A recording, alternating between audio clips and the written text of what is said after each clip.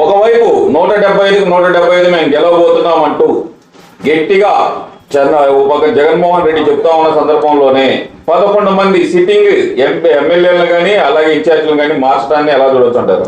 అందరికి నమస్కారం అండి. ఏందండి జగన్మోహన్ రెడ్డి గారి ముఖం చూపించుకోలేకపోతున్నాడు. జగన్మోహన్ రెడ్డి గారి ముఖంతోనే కదా రావాల్సిన ఎలక్షన్కి. నన్ను చూసి ఓటేయండి అని చెప్పే ధైర్యం జగన్మోహన్ రెడ్డి గారికి లేదు. జగన్మోహన్ రెడ్డి గారు అందుకని ఈ జంబ్లింగ్ సిస్టమ్, ఇందులో మినిస్టర్లు ఉన్నారండి. అత్యంత దారుణమైన విషయం ఏంటంటే వేరు నాగార్జున గారు, ఆయన మినిస్టరు కూడా పనిచేయలేదా కాన్స్టిట్యున్సీలో? ఎందుకు మార్చుతున్నాడో చెప్పాలి జగన్మోహన్ రెడ్డి గారు.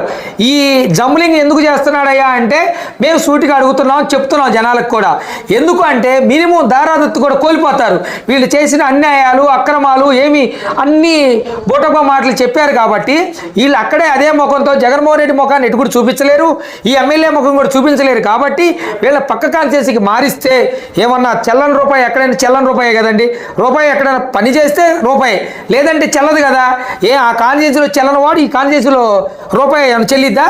మేము అడుగుతున్నాం జగన్మోహన్ రెడ్డి గారిని, మీరు మార్చడానికి ఈ కుటిల రాజకీయాలు, మీరు కేవలం నాకు తెలిసి తెలుగుదేశం పార్టీ అభ్యర్థుల మీద మీకు దారావత్తు కూడా రాదు కాబట్టి మీకు ఆ 20-10 ఓట్లను కొత్త ముఖాన్ని చూసి వేస్తారని తప్పితే ఇంకొకటి కాదు. ఈ 11 మంది కాదు 80 మందిని మార్చుతానని జగన్మోహన్ రెడ్డి గారు చెప్పారు.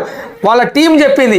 జగన్మోహన్ రెడ్డి గారికి దమ్ము ధైర్యం ఉంటే జగన్మోహన్ రెడ్డి గారి ముఖం మీద గెలిచేటట్టయితే ఒక్క ఎమ్మెల్యేని కూడా మార్చకుండా మేము సవాలు విసురుతున్నాం. ఒక్కళ్ళని కూడా అందరికి సిట్టింగ్ వాళ్ళకి ఇచ్చి జగన్మోహన్ రెడ్డి మొహంతో వచ్చి ఎలక్షన్లో ఓట్లు అడిగే దమ్ము ధైర్యం వాళ్ళకి లేదు కాబట్టి ఇవన్నీ కలిపి అటు ఇటు చేస్తున్నారు తప్పితే ఇంకొకటి లేదని నేను మనవి చేసుకుంటున్నాను.